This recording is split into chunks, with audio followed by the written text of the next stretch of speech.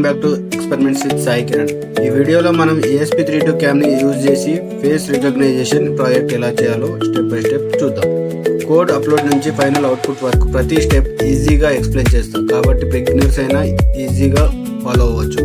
వీడియో మీకు నచ్చితే లైక్ చేయండి. ఇంకా ఇలాంటి ఎలక్ట్రానిక్స్ ప్రాజెక్ట్స్ కోసం ఛానల్ని సబ్స్క్రైబ్ చేసి బెల్ నోటిఫికేషన్ ఆన్ చేసుకోండి.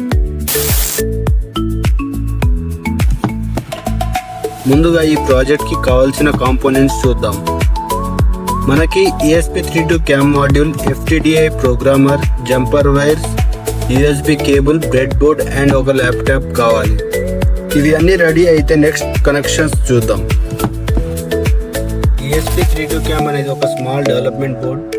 ఇందులో ESP32 మైక్రో కంట్రోలర్తో పాటు ఇన్బిల్ట్ కెమెరా కూడా ఉంటుంది. అలాగే వైఫై అండ్ బ్లూటూత్ సపోర్ట్ కూడా ఉంటాయి. అందుకే ఇంటర్నెట్కి కనెక్ట్ అయ్యి ప్రాజెక్ట్ ఈజీగా డెవలప్ చేయొచ్చు. ESP32-CAMని యూజ్ చేసి face recognition, object detection, live video streaming, smart door lock, security camera ఇలాంటి చాలా ఇంట్రెస్టింగ్ ప్రాజెక్ట్స్ చేయొచ్చు. తక్కువ కాస్ట్లో ఎక్కువ ఫీచర్స్ ఇస్తుంది కాబట్టి స్టూడెంట్స్కి అండ్ బిగినర్స్కి ఎక్కువగా ఈ బోర్డ్ని యూజ్ చేస్తారు. ఇప్పుడు దీన్ని యూజ్ చేసి మన ఫేస్ రికగ్నైజేషన్ ప్రాజెక్ట్ని బిల్డ్ చేద్దాం.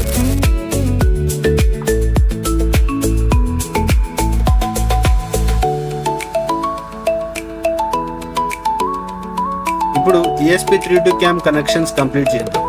కనెక్షన్ చేసే ముందు ESP32-CAMకి డైరెక్ట్ USB పోర్ట్ ఉండదు. అందుకే కోడ్ అప్లోడ్ చేయడానికి మన FTDI ప్రోగ్రామర్ని యూజ్ చేస్తాం.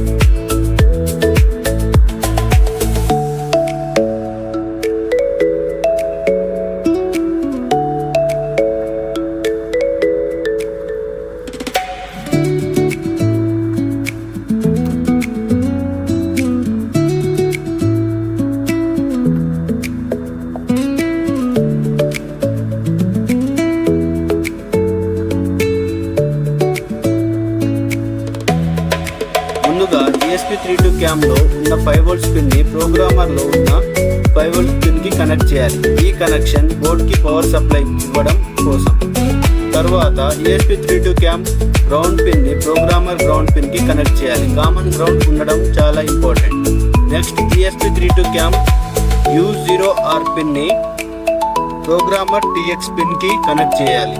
అలాగే ESP32-CAM U0T పిన్ని ప్రోగ్రామర్ RX పిన్కి కనెక్ట్ చేయాలి. సింపుల్గా గుర్తుపెట్టుకోవాలి అంటే ప్రోగ్రామర్ TX ESP32-CAM RXకి అండ్ ప్రోగ్రామర్ RX ESP32-CAM TXకి కనెక్ట్ చేయాలి.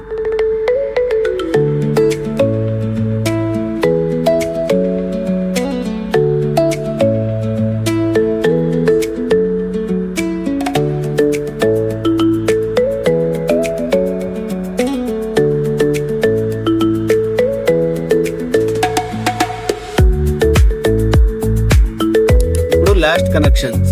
కోడ్ అప్లోడ్ మోడ్కి వెళ్ళడానికి ESP32-CAM GPIO 0 పిన్ని గ్రౌండ్కి కనెక్ట్ చేయాలి. ఈ కనెక్షన్ కోడ్ అప్లోడ్ టైంలో మాత్రమే అవసరం.